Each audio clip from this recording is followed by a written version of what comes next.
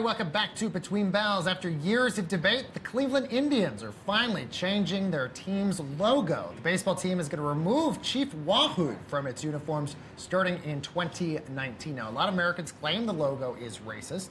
Joining us now to discuss this and a lot more in the sports world is James Yoder, CEO and founder over at Chat Sports. James, great to have you on. This is something the Cleveland Indians have been talking about for a while, so this isn't like it's just new news to them, but why did they finally decide to do it, and why are they waiting until 2019 to do this?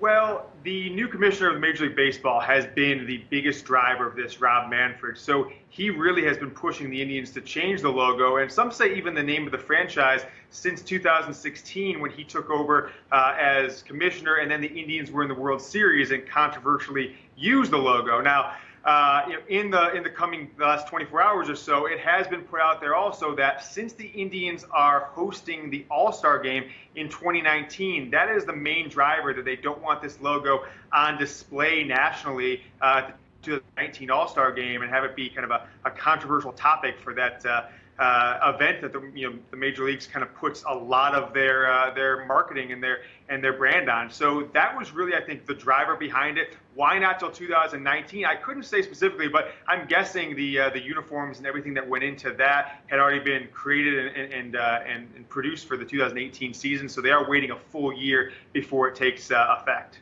Well, hopefully that helps them with their playoff runs. That way they don't choke like they always do. All right, the other big sports story, of course, is the Super Bowl. Yeah. So we've got the Patriots versus the Eagles. What are the Vegas odds right now?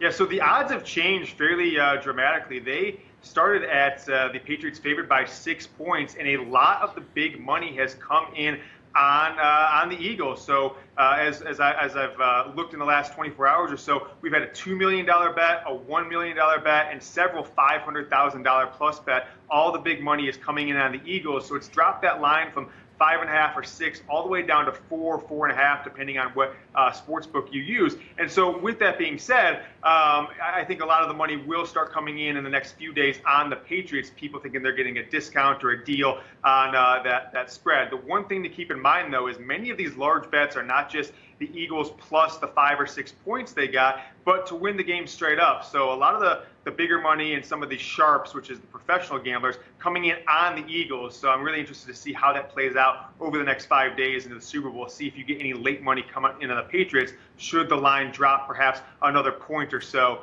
down to 3.5 or so. And James, who has more pressure to win this game? The 65-year-old Tom Brady, will he win his 6th Super Bowl trophy? Or is it Nick Foles, who is essentially the backup quarterback to Carson Wentz, and the fact that he's led the Eagles throughout this entire dominant stretch of the playoffs?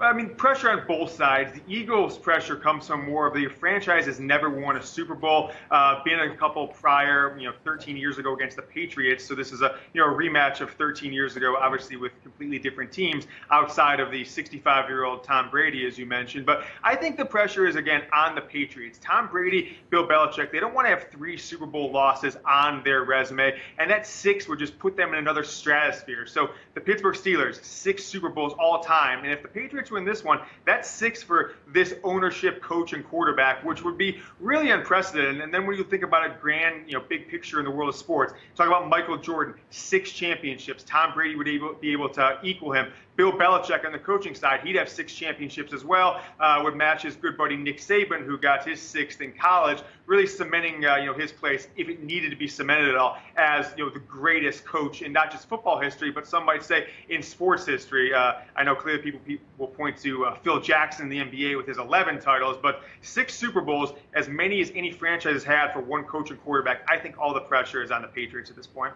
Well, I think Tom Brady looks great for 65 years old. That's all I have to say. And by the way, he's not really 65, but I like that this thing has kept going. So just turned 40 about 6 months ago, yeah. I mean, he looks good. He could do no wrong. Anyway, tight end, Rob Gronkowski, they say he's going to play. He just had a concussion. What do you think? Do you think he's going to be in the game?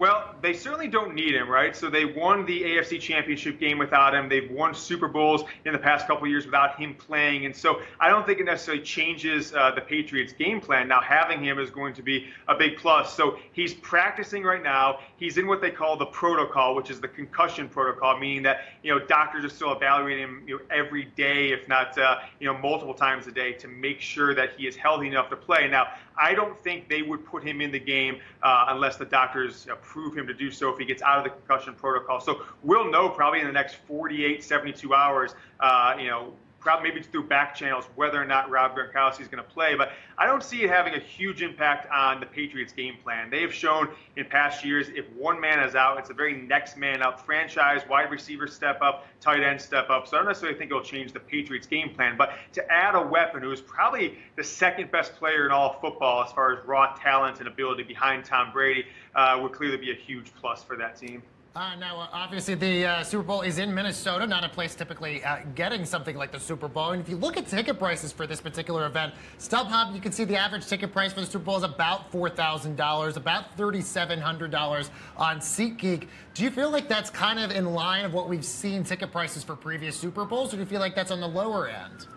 It's interesting. So a couple years back, when the Patriots played in the Super Bowl 3 years ago, when it was in Phoenix, the Super Bowl ticket demand was out of control, and a few of those ticket providers that you mentioned, I won't call them out by name, actually ran out of tickets. There's a big controversy of people not getting tickets fulfilled, and so I do believe that's a Patriots thing. They seem to have a ton of fan base. They travel well for the Super Bowl. 2 years ago, when it was the Panthers-Broncos, even in Silicon Valley, when the game was south of San Francisco where the 49ers played, the ticket prices around game time fell well below $3,000, so certainly a lot lower than what they have now. But what's driving the ticket prices up this year, which I think are about where expected, $4,000, are the fact that the Eagles have never won a Super Bowl. They haven't been there in 13 years, and I think there's something historic about this chance to get 3 and 4 years to the Patriots. So you've got two of the bigger franchises as far as fan bases and cities on the East Coast, Northeast, coming to this game. So I do believe that even though it's a cold weather town,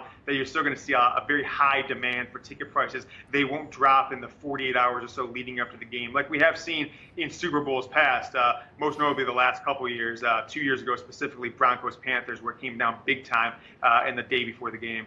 Yeah, well, if anything for the weekend, we know at least the second half is going to be where all the good stuff happens, where the Patriots, of course, keep coming back. James Yoder, CEO and founder over at Chat Sports. Great to have you on, James. Thanks so much for joining us.